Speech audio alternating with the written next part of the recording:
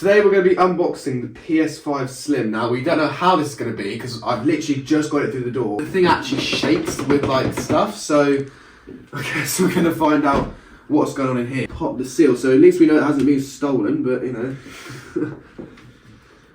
Now I do have the PS5 there, so it's going to be interesting to see how much smaller this actually is compared to the PS5. So I guess let's lie this down and get this out.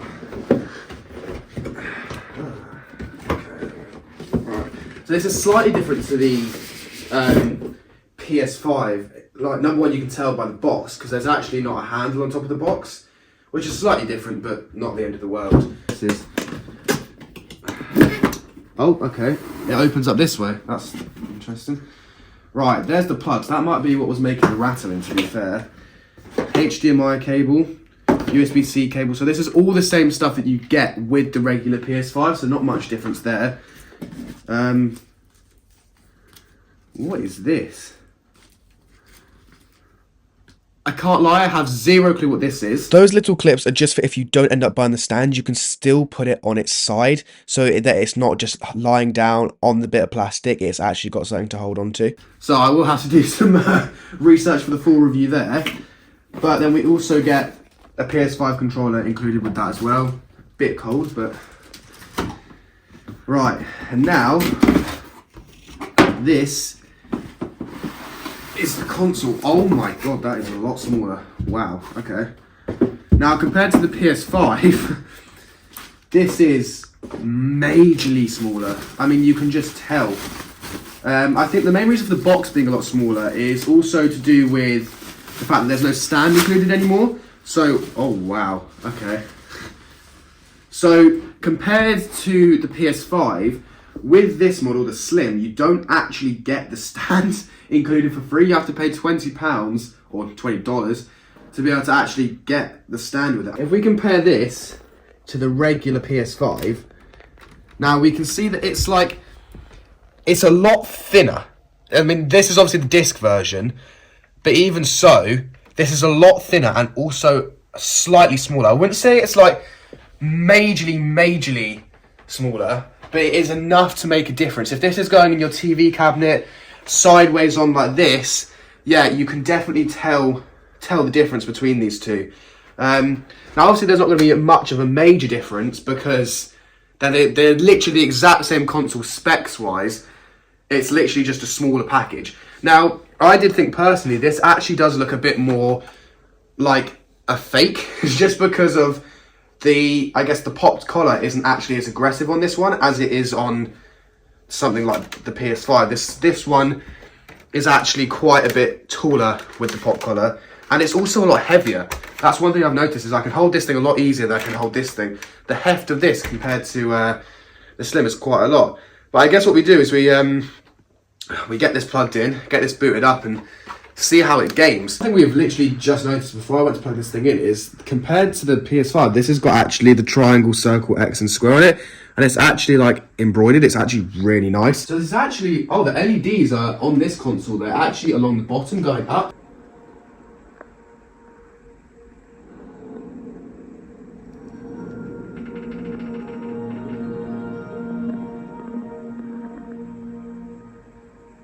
Right, now we just got to go through the setup process, which is going to be the fun part. And oh, okay, that's interesting. So they clearly haven't changed the setup process because this uses USB Type-C on the front. There's not actually a USB-A port on the front anymore. And on here, it's shown that there is a USB-A port.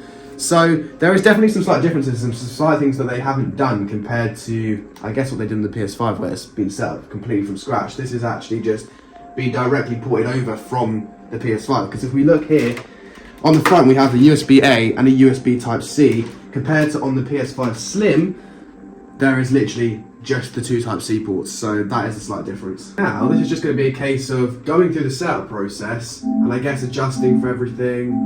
We're going to try and go through this as quick as possible so we can actually start gaming. Yeah, let's agree to everything. Let's sign my life away to Sony. And it already needs a software update. Fantastic. So literally, as soon as you get the console, if you're getting the first batch of PS5 Slims, you're going to need to update it, because clearly they haven't actually updated it with the newest firmware. But I can't believe how small this actually is on my desk compared to the PS5. If we look at these side by side, you can actually see how much smaller they are. That is actually crazy. I mean, I don't really know how I feel about it not having a stand. That feels a bit weird that it doesn't just come with one in the box. But it's okay. I'm going to go grab the Xbox Series S so we can actually see how tall this thing is compared to that. Now I've got the Xbox Series S. Now this console is tiny. I can take this thing anywhere and everywhere with me. I don't really have to worry. So obviously the PS5, I can't really do that. So maybe the PS5 Slim can actually come close to comparing to that. So if we put them up against the table, you can see the Xbox Series S is actually still a lot smaller than the PS5 Slim.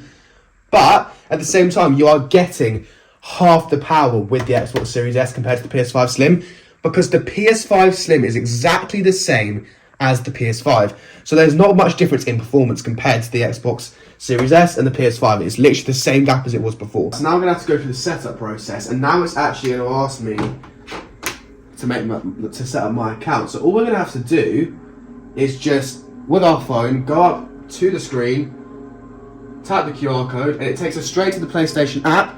All I have to do on the app is just approve it, and boom. It's as simple as that. No having to faff around with signing in. That's me there. All I have to do is just sign in, and then it should just sync everything from my PS5 onto here. This is actually now asking me if I want to transfer stuff over from another PS4 or PS5. But both of the consoles have to be online at the same time. Now, I'm not going to do this because I don't actually really mind about having my stuff transferred over. So all we're going to do, there we go.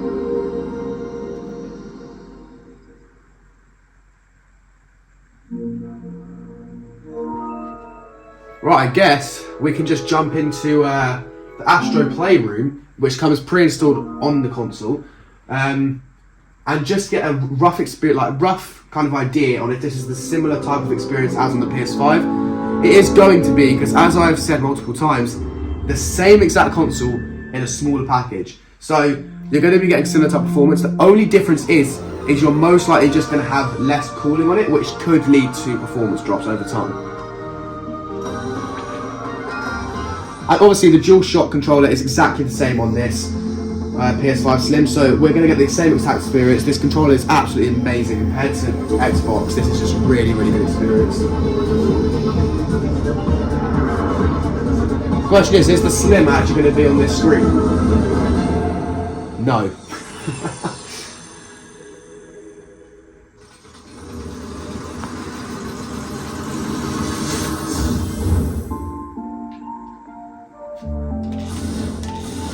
So the adaptive triggers are still on this version of the controller.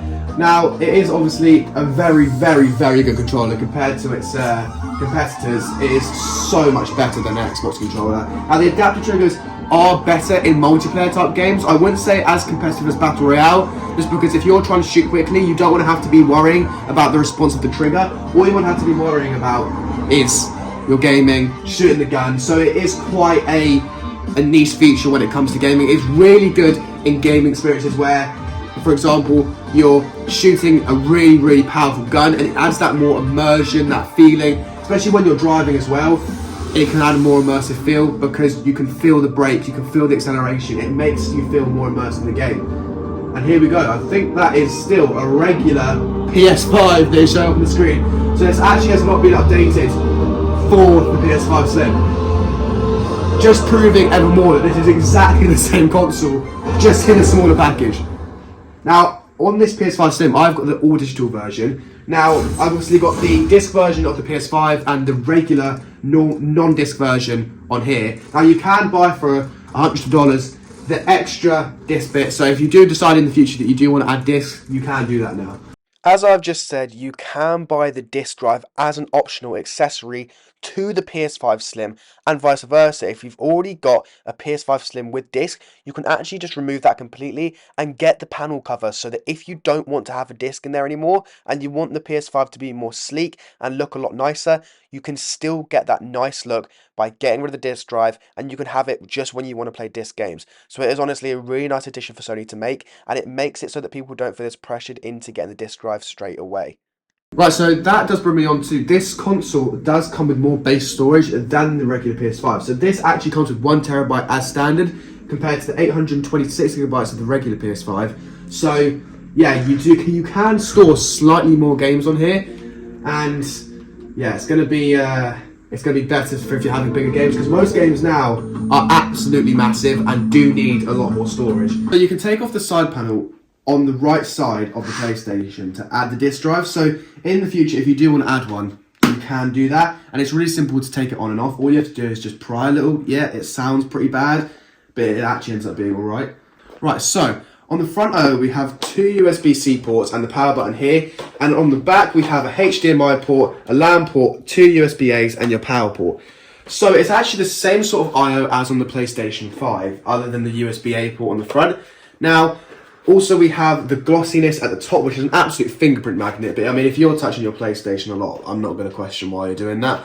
But you're not going to notice if it's just sat on your cabinet or lying down in your cabinet. You're not going to notice much difference. Now, this one I bought is coming in at $390. Now, it's, I think, a pretty good price for what this is. Now, if you do get the disc version, it's $480. So there is a slight difference. Now, personally, I'd recommend going for the PS5 Slim without disc. If you don't really play many disc games, there is 0.0 difference. And in the future, if you do want to get a disc, you can. It makes it a lot easier now that you can add this option. It is honestly a nice thing that they've done, because now if in the future, if I, for example, want to go and buy a disc game and I need the disc drive, $100, boom, it's now a PS5 Slim with disc. So it is a really useful thing to have. Now, would I recommend getting this? It's difficult, because if you already have a PS5, I can't see any reason why you would need to get a PS5 Slim, because this is going back to PlayStation. I don't need this. That PlayStation 5 right there is absolutely fine. But do I see why people would need this? Possibly, yes. Now, if you have a previous gen console, go straight ahead for this thing. It's smaller and gives you the same performance.